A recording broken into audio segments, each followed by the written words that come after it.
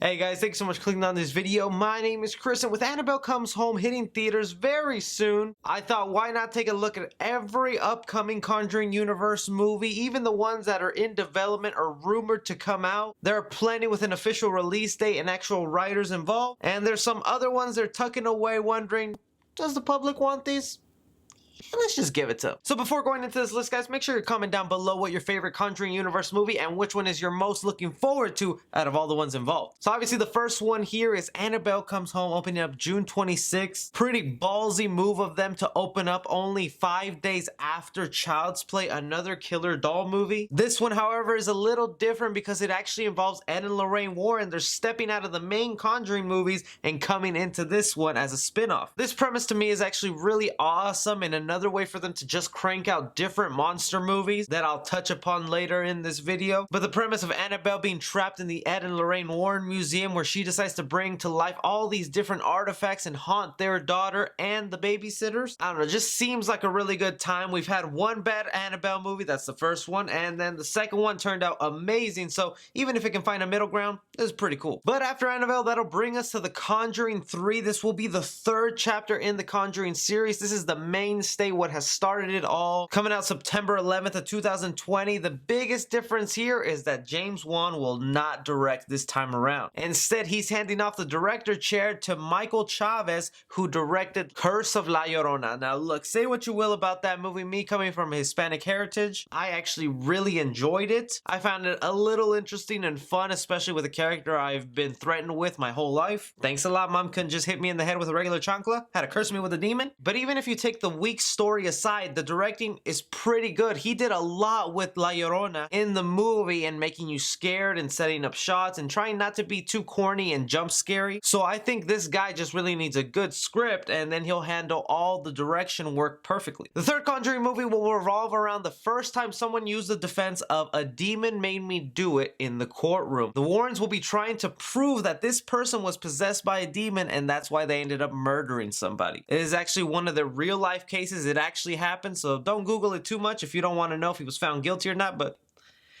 boy, we know what he was found of. Either way, pretty interesting premise, and I can see them going with the route of the whole movie taking place in the courtroom with flashbacks to how the person was controlled by the demon, the acts he did, the Warrens getting involved, them trying to prove him innocent. The question of if demons are real and they're out there, can we use them as an excuse to get away with murder? From there, unfortunately, we don't have any release dates for the next few movies, but these are confirmed that they're being worked. Whether they make it to theaters or not, well, that's up to you to decide. The first one is one that's been in development for a long time, The Crooked Man. Now, if you watch The Conjuring 2, you would know that the Crooked Man was one of the side villains in that film. He's a man with a red hat, a really stringy long body. He's attached to this, I don't even know what to call it, carnival spinning picture thing looking. If you know, please comment down below. I didn't have much interest in The Crooked Man. He looks kind of creepy and cool. To me, it's all about the lore and the origin behind it, whether they use an actual real case file from Ed and Lorraine Warren in one of their past mysteries, or they'll make something up and just include it in the universe. Because you have to remember, the Curse of La Llorona, even though it is in the Conjuring universe, Ed and Lorraine Warren never really dealt with that. It was never really part of their case file, and there really isn't any proof of a real life event. So they're getting into the territory where they make stuff up now, but if it's cool, who cares? Another one in development right now that is being written by an Alexa Cooper that really fascinates me is The Nun 2. Now, I know some people enjoy The Nun, but I absolutely hated it. To me, it is the worst of the Conjuring movies. So much potential, such a frightening character in The Conjuring 2, and that was just all wasted in The Nun solo movie. But because in the Conjuring universe, they managed to turn around Annabelle 2 and make that movie amazing, I'm willing to give The Nun another shot. As far as we know right now, there's no official plot attached to it. I have to imagine since they got a writer from Luke Cage, maybe they're looking for a black representation movie, much like in the vein of a Jordan Peele movie, which yeah, if you did some Mexican representation with Curse of La Llorona, why not throw in that type of representation also? And then the last one here, guys, is a rumored one. There's no writer, there's no release date, there's been no talk about it, but there's hints that they're heavily wanting this person to eventually get their own solo movie. Now, at the very beginning, we talked about Annabelle Comes Home and how that movie is just basically a pick-your-own movie of horror villains. Whoever the audience reacts to good, whether on social media or in the reviews, or people just keep talking about it like Annabelle was cool, but did you see that one demon that can blah blah blah? And the one that they're trying to hype up the most when people were going around doing press for this film was a character called the Bride. And before giving you the details, I was like, really? Another pale white lady in a dress haunting somebody possessed by a demon? My God, we have seen this cliche done a million times now. It is not frightening, it is not cool.